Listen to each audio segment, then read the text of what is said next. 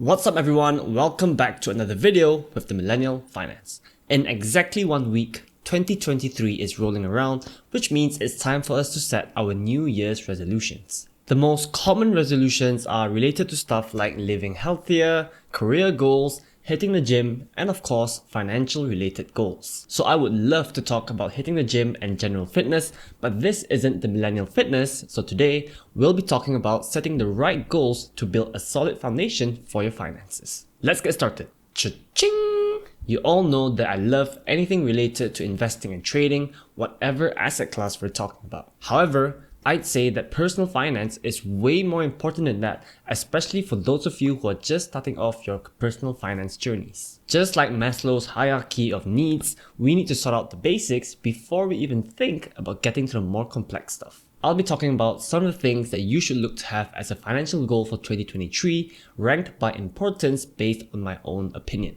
Of course, everyone is in different situations, everyone has their own goals, so pick and choose what relates to you the best. And the first one that we'll be talking about is, in my opinion, the very fundamentals of personal finance, which is getting organized with your money. Now, I'll be the first to admit that this is one of my areas of weakness because I currently don't track any of my spending or income very well. The thing is, for us to even start financial planning, we need to have a grip of where our money is going. This to me is the fundamental of personal finance, and it should be practiced by anyone who feels like they don't have control over their finances. With so many apps out there in the market, it's a lot easier for us to track and manage our spending on a day-to-day basis. Once you do this, you'll have a better gauge of what you're spending on and where you can potentially cut to improve your financial health. This may seem obvious, but we should definitely be cutting things that don't bring any joy to us and watch out for any areas where we potentially overspend. I used to use this app called Money Manager on iOS. I'm not sure if they have it on Android,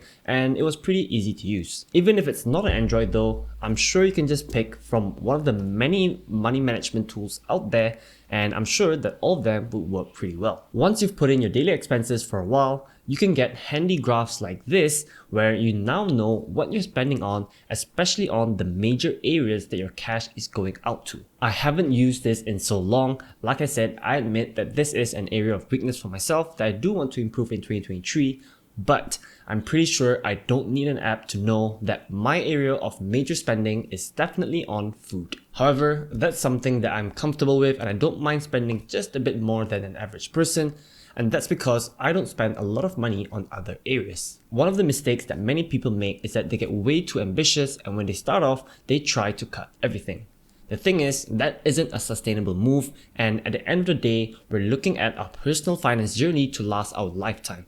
So if something that we're doing isn't sustainable, let's say we cut too much that we don't feel comfortable anymore, we will end up just stopping in a few months' time, which defeats the purpose. Other than food, I also do buy stuff for sports and the gym, but that's because I do it nearly 4 to 5 times a week and it makes sense to me. So, in summary, cut out those things that don't bring you any extra happiness and continue spending on the things that bring you joy, of course, as long as it doesn't break the bank. So once you get your cash flow organized and you manage to budget well, it's time to build your emergency fund. I've said this before in many videos in the past, but to me, this is one of the most critical aspects to personal finance. This is especially true in times like these where we're all facing an impending recession which could lead to job and income insecurity. Even Jeff Bezos, who makes all of his money from people impulse buying stuff on Amazon, has warned consumers not to be so trigger happy this Christmas because, times are looking tough ahead.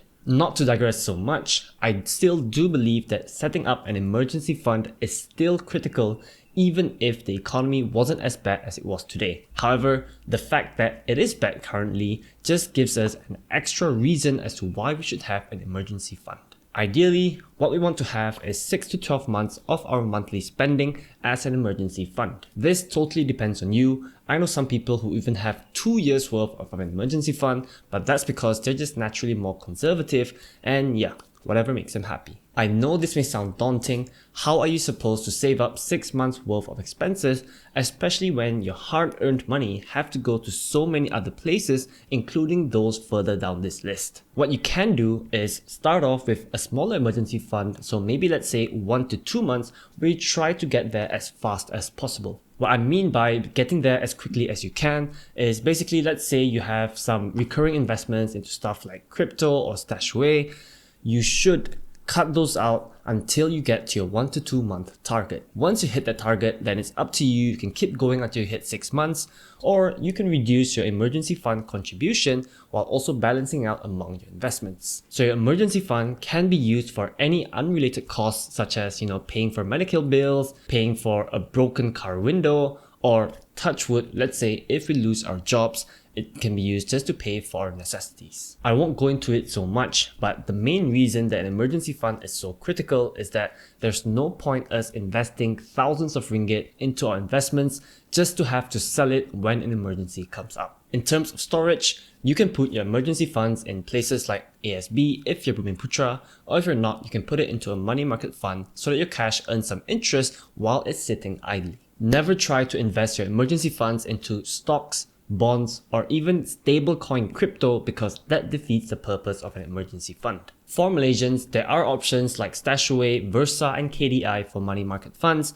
And if you want to learn more about money market funds, we actually just did a recent video which you can check out here. And once you've gotten your emergency funds sorted out, I'd highly recommend taking a look at medical insurance. I used to be one of those guys who thought that medical insurance wasn't so important because, I could end up paying for nothing. As its name implies though, it's meant to cover us just in case anything happens. It's almost like an emergency fund, except there is a much higher limit and it's only for medical bills. Once you do have insurance, you'll actually reduce the need for you to take out from your emergency funds to pay for any unexpected medical bills. One thing to take note of is that the earlier you buy insurance, the less you will pay in premiums. So it's best to do it as soon as you can. Just like the emergency fund, if you can't afford to pay such a high monthly premium, then you can always start small. Right now, I'm paying about 270 ringgit a month, which I totally understand could be a bit high, especially for those of you who are just starting off your careers. You can opt for less coverage or go for the medical insurance that's standalone without an investment link. Insurance agents may not be very happy selling that to you, or some of them may even say that it's not an option, but I'm 100% certain that you can do that and your total monthly payment can even be less than 100 ringgit. Yes, your coverage may not be that high and there are some cons to this, but at the end of the day, it's better to have some insurance rather than none at all just because you think 200 to 300 ringgit a month is way too high. Start off small, start off with less than 100 ringgit. I've seen some options for even 50 ringgit a month, and yeah, as much as you can, go for it. The next thing that you want to do in 2023 is to pay off your debt. What we should be aiming for are those loans that accrue interest the later we pay. So, stuff like credit card debt, any BNPL loans you've taken and not paid, any payday loans, or, any personal loans that you've taken that you have not paid on time. These usually charge a very high interest, so it's better if we can nip it in the bud as soon as we can. You don't have to pay all of your debt immediately though, because some of it are actually good and can help us leverage our personal finances. Things like ASB loans, your mortgage, PTPTN loans, in my opinion, can just be paid on a monthly basis, and we shouldn't be in any rush to clear it off. Interest rates are a bit higher now, which doesn't make it as good, but it's still low enough that it does make sense for us to hold on to our cash and deploy it into areas that can earn us more returns. For example, a PTPTN loan right now has only a 1% interest rate a year, which is incredibly low, so instead of trying to pay it off immediately, you can just take that cash, put it into somewhere like ASB, and make 5 to 6% a year. If you want to learn more about good versus bad loans, you can check out this video. Fortunately, I do not have any high interest loans or late payments on any of my debt,